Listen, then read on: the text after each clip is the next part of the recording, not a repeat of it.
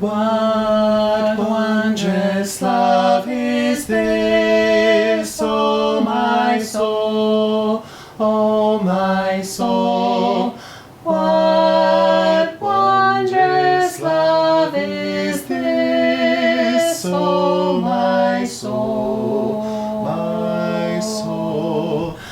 What wondrous love is this that brings my heart such bliss and takes away the pain of my soul,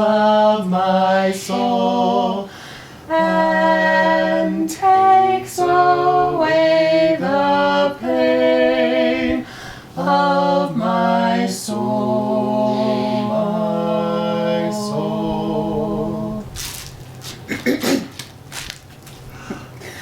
What wondrous love is this, O my soul, O my soul? What wondrous love is this, O my soul, my soul? What wondrous love is this that brings my heart such bliss and takes away the pain of my soul,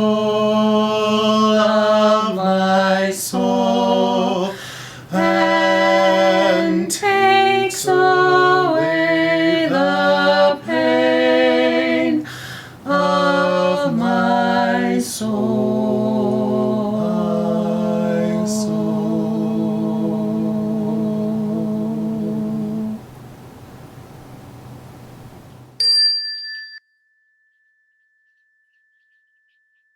Greetings and welcome to Beacon Unitarian Universalist Congregation. To our members, friends, and everyone joining us in our virtual congregation on YouTube today. Hello, I'm the Reverend Robin Landerman Zucker, minister of this congregation, and I will be hosting this virtual worship service for today, August 2nd, 2020. We'll have music from Gabriel Hernandez, Rebecca Prizznick, and Kim Angelo, and the Reverend Glenn Farley is our guest preacher today with a sermon entitled On Human Worth. This congregation is spiritually open and intentionally inclusive. Whoever you are and whomever you love, you are always welcome here. Our members and friends bring many interests, theologies, and viewpoints to our door.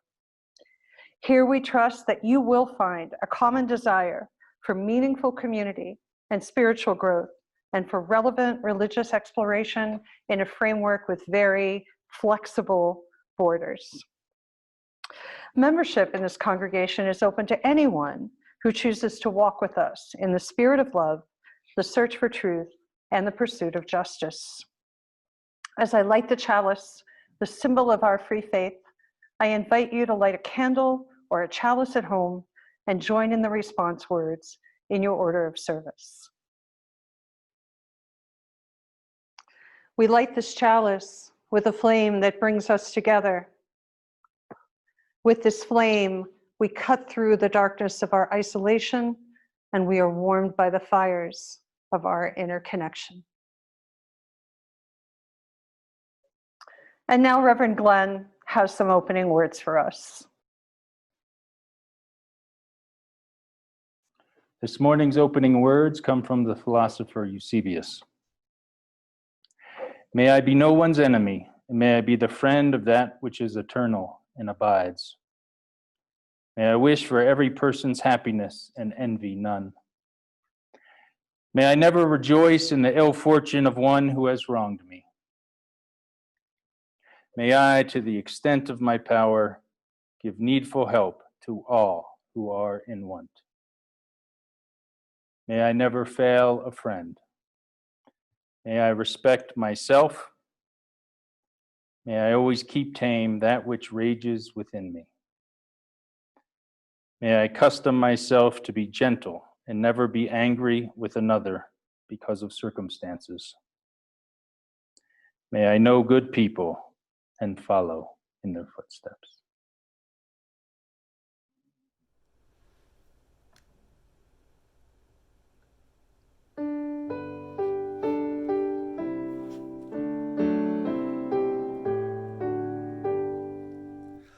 I sought the wood in summer when every twig was green. The rudest boughs were tender and buds were pink between. Light-fingered aspens trembled in fitful sun and shade, and daffodils were golden in every starry glade. How frail a thing is beauty, I said, when every breath she gives the vagrant summer, but swifter woos her death. For this the stardust troubles, for this have ages rolled, to deck the wood for bridal and slay her with the cold. I sought the wood in winter when every leaf was dead. Behind the wind-whipped branches the winter sun was red. The birches white and slender in breathless marble stood. The brook, a white immortal, slept silent in the wood. How sure a thing is beauty, I cried, no bolt can slay, nor wave nor shock despoil her, nor ravishers dismay. The granite hills are slighter, the sea more like to fall. Behind the rose the planet, the law behind the veil.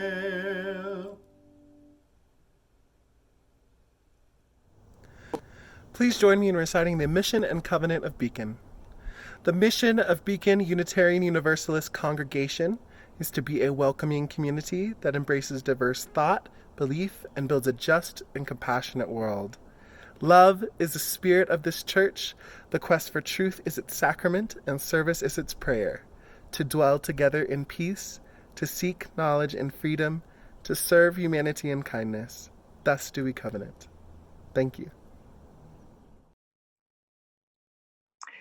Each month here at Beacon UU, we set aside some time to explore a theme from the Touchstone program. And for the month of August, that theme is creation. In the spirit of that theme, we won't be offering structured religious exploration lessons through August, but encourage you at all ages to explore creation and to create in any medium or any way you'd like, whether it's painting or knitting or cooking or poetry or anything else that you find interesting as a form of creation. Beginning in September, we will have a Touchstone service the first Sunday of each month, and it will include a Touchstone Tale. And every month there's also a program for adults to explore the theme called Chalice Circles. It takes place on the last Sunday at noon and the last Tuesday at 6:30 on Zoom. Check the e-news for details about that. But to kick us off for August and the creation theme, we have a Touchstone Tale. It's called The Dot by Peter Reynolds.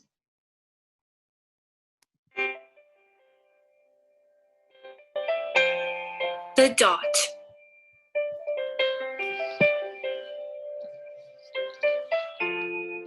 By Peter H. Reynolds. Art class was over, but Vashti sat glued to her chair. Her paper was empty. Vashti's teacher leaned over the blank paper. Ah, a polar bear in a snowstorm, she said. Very funny, said Vashti. I just can't draw. Her teacher smiled. Just make a mark and see where it takes you. Vashti grabbed a marker and gave the paper a good, strong jab. There. Her teacher picked up the paper and studied it carefully. She pushed the paper toward Vashti and quietly said, Now sign it. Vashti thought for a moment. Well, maybe I can't draw, but I can sign my name. The next week, when Vashti walked into art class, she was surprised to see what was hanging above her teacher's desk. It was the little dot she had drawn, her dot, all framed in swirly gold. I can make a better dot than that. She opened her never-before-used set of watercolors and set to work. Vashti painted and painted. A red dot, a purple dot, a yellow dot, a blue dot. The blue mixed with the yellow. She discovered that she could make a green dot. Vashti kept experimenting. Lots of little dots in many colors. If I can make little dots, I can make big dots too. Vashti splashed her colors with a bigger brush on a bigger paper to make bigger dots. Vashti even made a dot by not painting a dot. At the school art show a few weeks later, Vashti's many dots were quite a splash. Vashti noticed a little boy gazing up at her. You're a really great artist. I wish I could draw, he said. I bet you can, said Vashti. Me? No, not me. I can't draw a straight line with a ruler. Vashti smiled. She handed the boy a blank sheet of paper. Show me. The boy's pencil shook as he drew his line.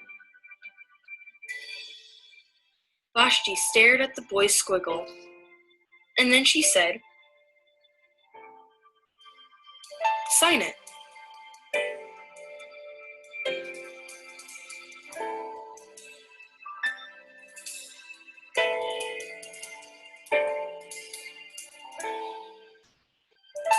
The end.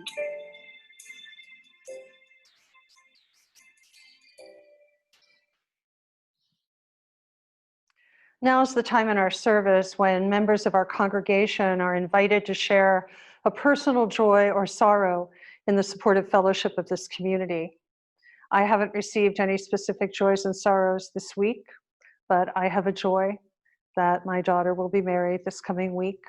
And yes, there are dilemmas and delights to pandemic weddings, but we are all looking forward to it and see it as hopeful and joyful in a difficult time.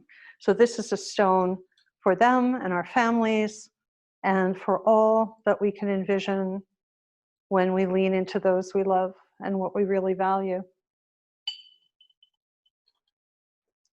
There's a place between joy and sorrow that would be support.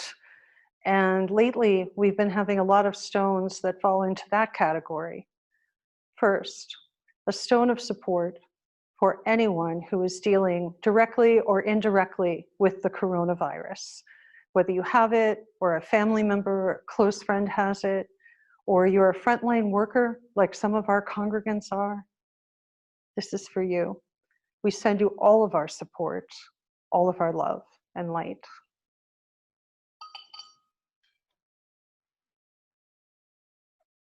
A stone of support and gratitude for all of those who risk their safety to stay on the street, to stay out front, speaking up for racial justice and Black Lives Matter, whether it's in Portland, Seattle, Chicago, or right here in front of City Hall in Flagstaff. We see you, we value you, and we support you.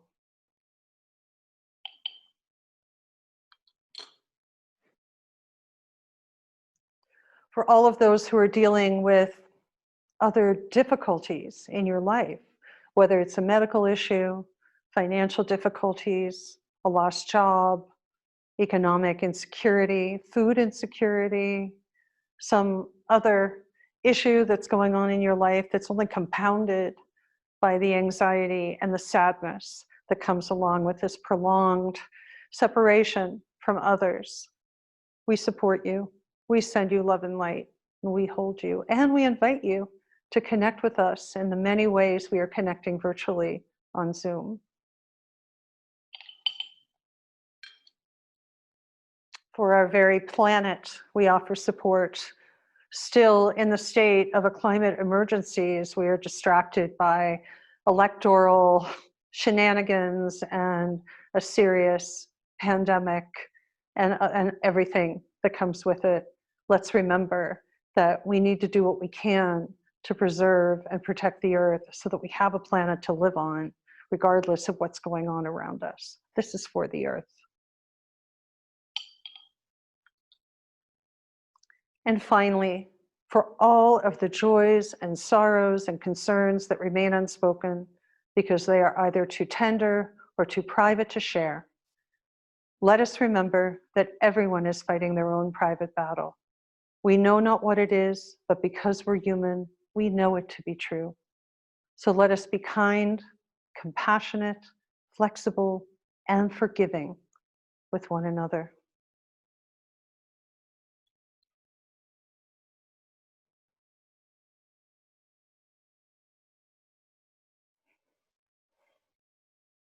I invite you now into a place of intentional silence, breathing, and meditation. We'll begin with some intentional breathing.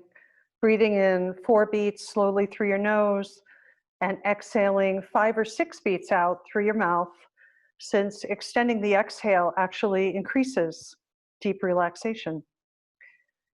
I invite you to uncross your arms and close your eyes and put your feet on the floor and put down anything you might be holding and just intentionally breathe. 4 in, 5 out. Let's breathe together.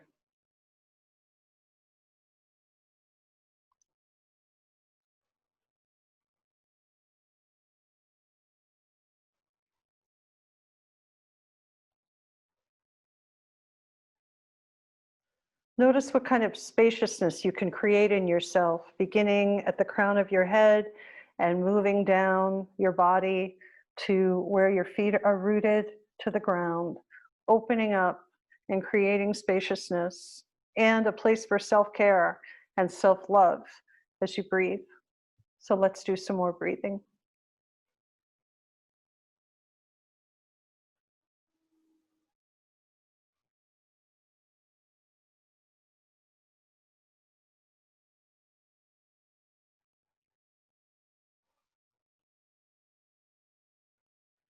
Feel your breath drop like a pebble into a pond, creating ripples of openness.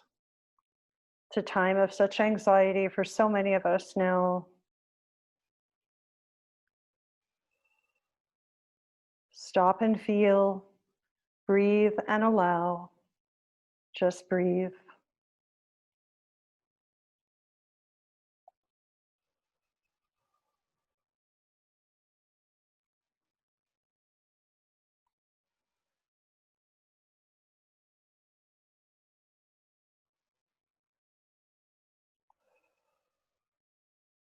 As you continue to breathe, creating more and more ripples of spaciousness, I offer this meditation by my colleague, Kendra Ford. It's entitled Offerings. For those who are shy but resolute, almonds and milk, and carry a smooth stone in your pocket. For those who are first to speak, crisp green apples and well-worn hiking boots. For those who refuse to believe even what they see, tart stewed rhubarb, then greet every living thing you meet by name. For those whose minds will not empty, a full samovar of tea while someone brushes and brushes your hair. For those who are exhausted to emptiness, lentil soup and watch the waves till the tide turns, then sleep. For those who find the faces of others inscrutable, hot pepper jam and sit in the front row at the movies and watch the audience. For those who get lost in their own freedom, slow rising bread, then write on birch bark all that you believe. For those who are surprised by their own kneading, grit and molasses, and sit in the dim auditorium during every choir practice. For those who are afraid to listen, thick, simmering stew, and sit in the park until the birds call and you hear your name. And for those who are afraid of what they must do, wild berry pie and walk everywhere you go. Blessed be. Let us breathe and be silent together.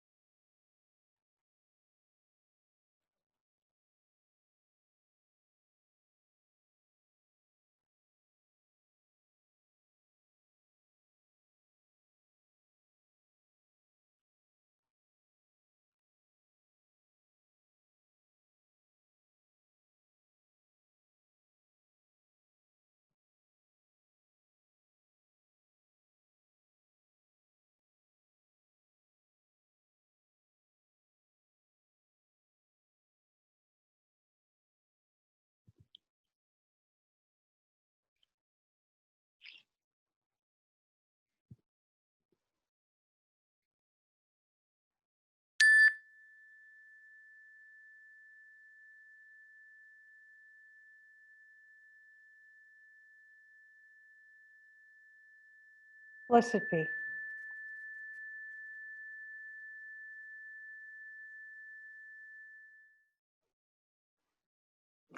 This morning's reading was a affirmation-like poem on social media I came across in April. It was entitled Worth, and the source was listed as April Blue Healing Arts. The affirmation was posted by Maggie Jones, a life coach from Lawrence, Kansas, who has an active online presence. This is what it said. Worth. I am valuable when I'm not creating anything. I am valuable when I'm still and quiet. I'm valuable when I'm not helping another being.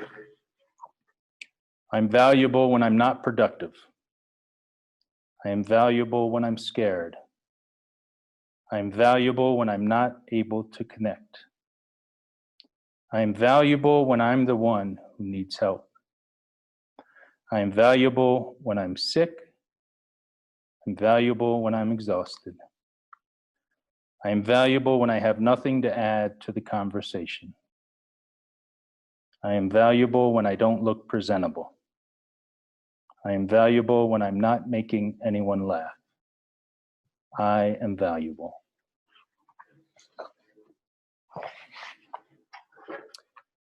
I noticed one of the followers of the account wrote a comment in response to the worth affirmation. The comment said, I really don't get this. The idea of self-worth, I don't know how to validate myself when I'm not doing any of those things. I feel like if I don't do anything, I'm not valuable. The idea of being worthy just because I exist is weird. I can't really process it. Give a little time for the child within you. Don't be afraid to be young and free. Undo the locks and throw away the keys and take off your shoes and socks and run you. La, la, la, la, la. Give a little time for the child within you. Don't be afraid to be young and free. Undo the locks and throw away the keys and take off your shoes and socks and run you. Run through the meadow, scare up the milking cow. Run down the beach, kicking clouds of sand. Walk a windy weather day, feel your face blow away. Stop and listen, love you. Be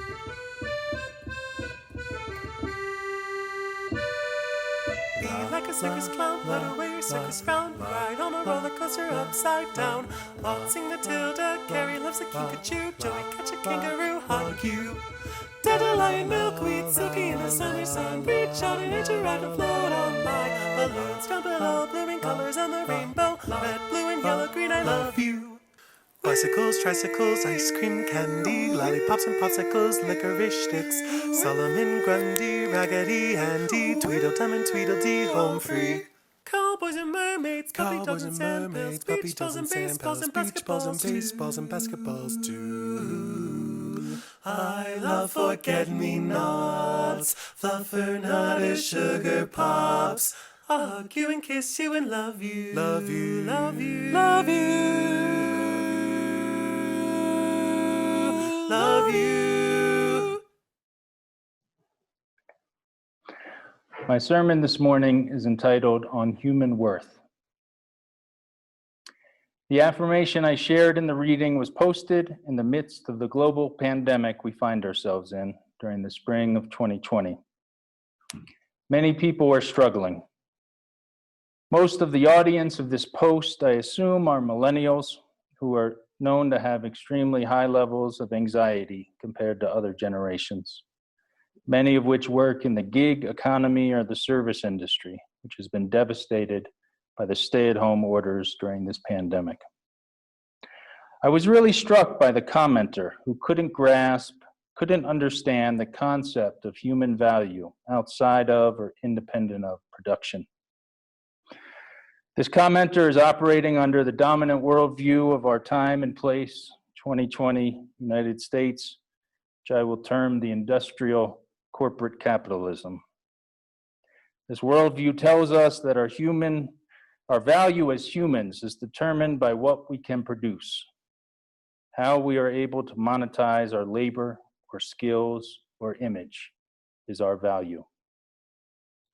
The more we produce, the greater our worth. The less we produce, we are viewed in a less than fashion. I always found it somewhat strange, sacrilegious really, that corporations have these departments called HR. HR stands for Human Resources. The corporation's goal is to utilize or exploit natural resources and human resources to maximize profits or sales or growth.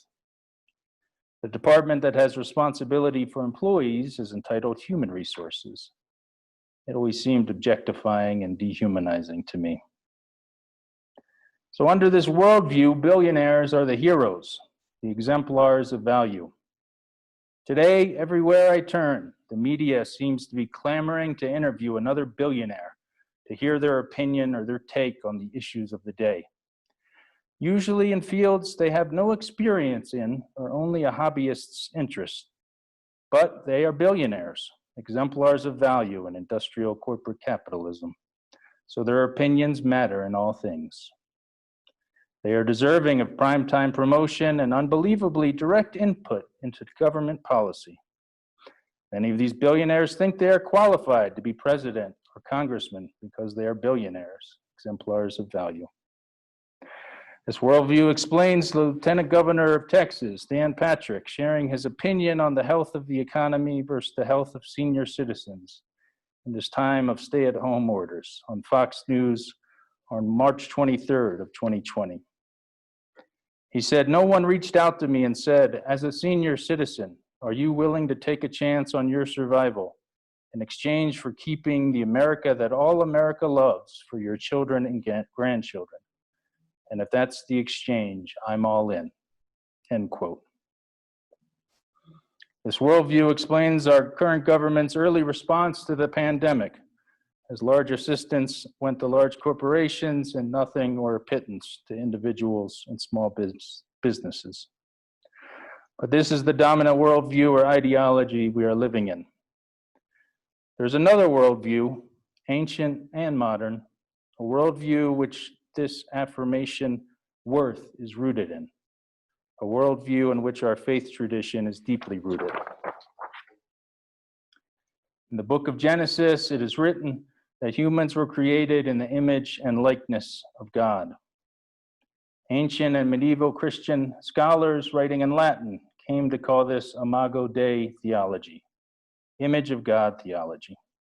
So what does that mean? Well, like everything else in the Bible, everyone has an opinion and everyone thinks their interpretation is correct. Each faith tradition has a unique take on it. I read it that we are all God's children. Each of us is unique and special. Each of us has a spark of the divine within us. God's breath is in us. Our Universalist ancestors in the early 20th century stated it as belief in the supreme worth of every human personality. Belief in the supreme worth of every human personality. When the Universalist denomination merged with the Unitarian denomination in 1961, it was enshrined in the UUA's first principle. We affirm and promote the inherent worth and dignity of every person. The great 20th century Rabbi Abraham Joshua Heschel stated it succinctly from his Jewish tradition. Just to be is a blessing. Just to live is holy. Unitarian Universalists affirm the inherent worth and dignity of each person as a given of faith, an unshakable conviction calling us to self-respect and respect for others. That's Rebecca Ann Parker, a UU minister and theologian. So this is a given, an unshakable conviction, inherent worth. Human beings have inherent worth. Now we live in a world with various human-created labels that are affixed to us by the larger society. The isms, sexism, racism, classism, ableism. These isms and many others tell us very clearly who is normal and who is less than. But you have inherent worth. Inherent worth is worth beyond or worth before all these isms. You have inherent worth. You are not less than, and any person or tradition or system that tells you that you are less than is mistaken. Sadly, in all likelihood, that person or tradition or system is so powerful that they can force that mistaken value upon you. The dominant worldviews of our time and place aren't true, they're lies, and yet they are dominant and empowered. John Waddell was a beloved member of the Sedona UU Fellowship since its founding. He was a renowned sculptor, and he died last November at 98 years old. But throughout his career as an artist, it was undergirded by a humanistic philosophy, which he termed the beauty of individual differences. From what I have gathered from reading about it and talking with John, what he meant by this is that we each have a spark of specialness and uniqueness. John would work for months or years to finish his sculpture. He would work for so long with the models, creating again and again and again, pieces in clay as the model posed. He was attempting to get at the person's essence, their unique human spirit, before realizing it and finally casting it in bronze. This is how he stated it himself. To be able to do something better than anyone else has moved man to many irrational acts. The gift of art can be a realization of the unique nature of the self and a mature establishment of directions, not goals. Thus, the concept of better is replaced with a more realistic one, dealing with the uniqueness of contribution. Uniqueness of contribution. beauty of individual differences. In this conception, there isn't a tiered system of human worth, better than or less than. Everyone has value. Everyone is unique. A core teaching of Jesus of Nazareth in the Gospels is lifting up of individual human value in opposition to the dominant theology of empire in his time of Roman-occupied Judea. Ask yourself, who did Jesus spend his time with? With the tax collectors, who were viewed as sellouts and traitors. Tax collectors were Jews who collected taxes from fellow Jews to give to the occupying Romans. Jesus would hang out with sex workers who were frowned upon by the patriarchal society of the day, and his various followers or disciples, who were often poor and quit their jobs to live an itinerant homeless lifestyle on the road following him. What were the morals of the stories Jesus told, what we call the parables? In the parable of the Good Samaritan, the audience of his time looked down upon Samaritans. The story shows how caring and loving someone from a despised population can be. They have worth and goodness, even though you despise them. Relevant to our time in Trump's America, this story could be called the good Iranian, or better yet, the good undocumented immigrant, those who are maligned and despised. Then there's the story of the prodigal son. A son of a landowner gets an inheritance and goes off and wastes it, boozing and gambling and womanizing. He is deeply ashamed and embarrassed and returns to his father. His father is so overjoyed to see his prodigal son, he throws him a big party of celebration. But the brother gets jealous. Why are you rewarding his misbehavior? The father responds, my son was lost and now he is found. The son has value independent of his poor decisions. The son has inherent worth. To sum up this deep humanistic value, I will turn to Thomas Merton, who was a gifted Roman Catholic monk writing in the 1950s and 60s before his untimely death. He stated it quite clearly and succinctly. He wrote, our job is to love others without stopping to inquire whether or not they are worthy. That is not our business, and in fact, it's nobody's business. What we are asked to do is to love, and this love itself will render both ourselves and our neighbors worthy. Which brings us back to the social media affirmation on worth. I was heartened to see this affirmation posted on Worth and saddened to see the comment by the young woman, so immersed in a worldview that diminishes her inherent human worth, she can't really process it. Even when we are gifted with life-affirming worldviews by our family and artistic and religious ancestors, life is still a struggle, especially in these difficult times, especially when our society's dominant worldview is so dehumanizing. May we be reminded that you are enough. You are worthy. You are valuable. You are beautiful just as you are. You are whole. Let your light shine. God bless you and peace be with you.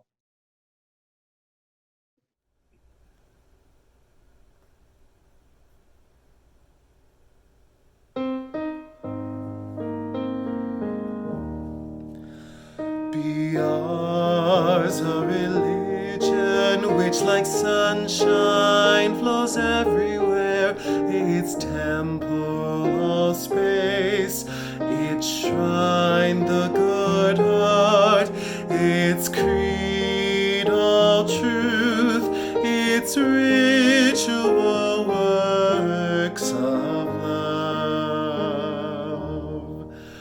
Be ours a religion which like sunshine flows everywhere, its temple all space, its shrine the good heart, its creed all truth, its its ritual works of love.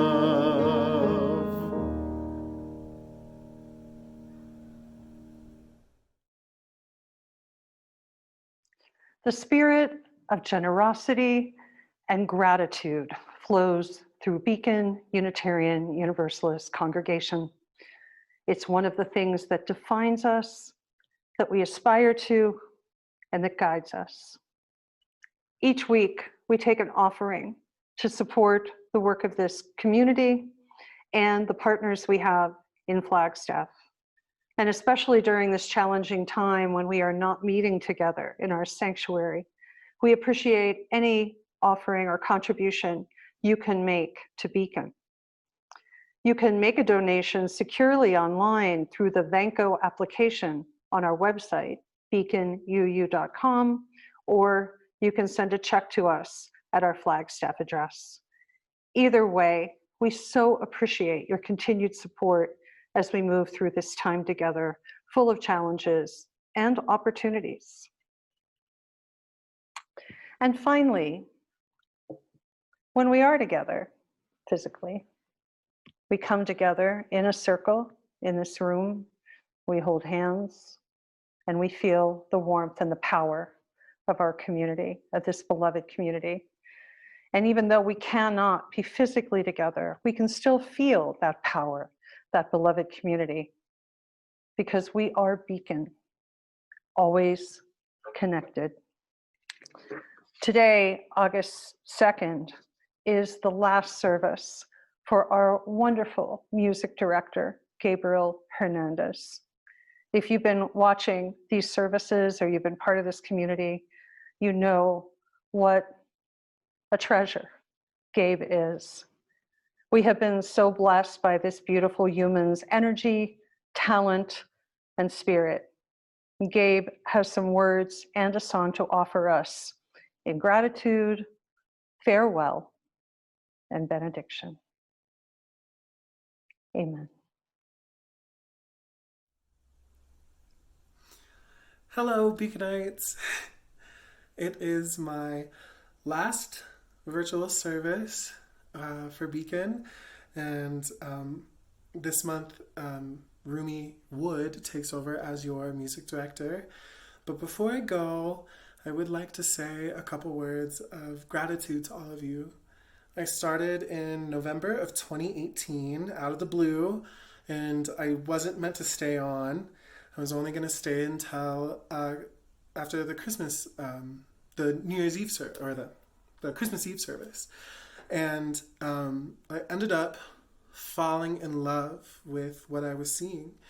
My previous experience in churches was I come, I sing, I listen to some stuff that I might not agree with, I smile, and then I go. I get my paycheck and leave. But being at Beacon really opened up the doors to my own spirituality and how I could express myself through singing. A lot of the times, music majors, we get really burnt out on music. And so it has just been a joy to find the heart and the soul of why I sing and why I do what I do, and to see it touch people and to see it touch the lives of my choir members and the lives of the congregation. It's changed how I view music and how I appreciate music. So I have to thank you for that. Another thing I would like to thank you all for is your curiosity about me, about my gender. And it's never been curiosity for the sake of knowing. It's been curiosity for the sake of my safety, wanting to know what to refer to me as, or how, the most respectful way to talk about me or to talk to me. And that has just been really, really beautiful, because when I first started, I don't know if you remember, but I was wearing my slacks and a colorful shirt and a cardigan. And that was like, I'm good, I'm set to go. Like, that was my look. And now, this entire summer, there isn't a single episode or service where you'll find me in anything but flowers or anything but a dress. Like, maybe I wore a romper once. But that comfort is because of all of you. and how safe that you all made me feel, and how comfortable I am with all of you. And so today I don't feel weird about saying that I am a trans woman and that I am going by she, her pronouns nowadays.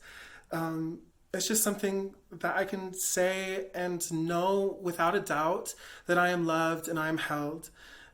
And that's something that I have to thank you for too, because I can't go to my family as confidently and tell them all of this. But I feel very confident with each and every one of you at Beacon that I can share my truth with you and know that it is held in love and kindness, and that moving forward, any mistake or anything is not to be mean, but just because it's an adjustment. So thank you for giving me that freedom to be myself, to express myself, to find myself in my music again. I'm gonna miss you. I'm gonna miss you all. I'm gonna miss your faces. I'm gonna miss singing with you. I'm gonna miss awkwardly coming by you in the hall, in the walkway, and you're not singing, and I'm looking at you, and you were kind of having that moment. I'm gonna miss it all, and I hope that you have a lot of fun with Rumi. I know her well, and she is a wonderful singer and a wonderful spirit, and I know that you're in good hands. But I'd like you all to know that I cherished my time with you, and I wish there was more, but I gotta move on and I gotta go live my life. Some details about where I'm going. I have changed from LA because there's no music industry to go into right now. So I have changed up my plan to Portland, Oregon. I'm looking at getting jobs within LGBTQ organizations to work with either youth or just be an event organizer or an activist in any sort of way. So if you have any plugs for Portland, Oregon, let me know. But that's my general plan.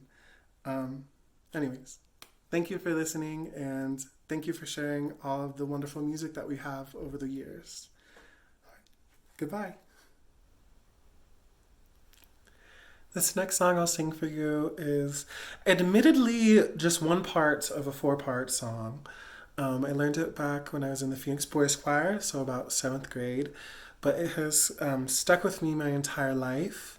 It's the song that I sing whenever, I'm parting ways with somebody, and it's my way of casting a white light around everybody that I love. And so here is An Irish Blessing.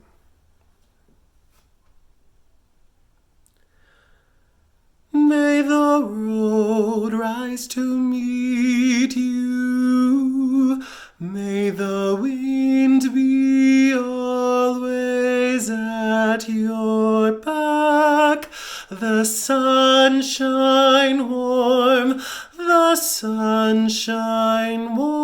upon your face. Your face. Rain falls soft, the rain falls soft, the rain fall soft upon your fields, fall soft. And until we meet again, may God hold you in his hand. May God hold you in the hollow of his hand. Of his hand.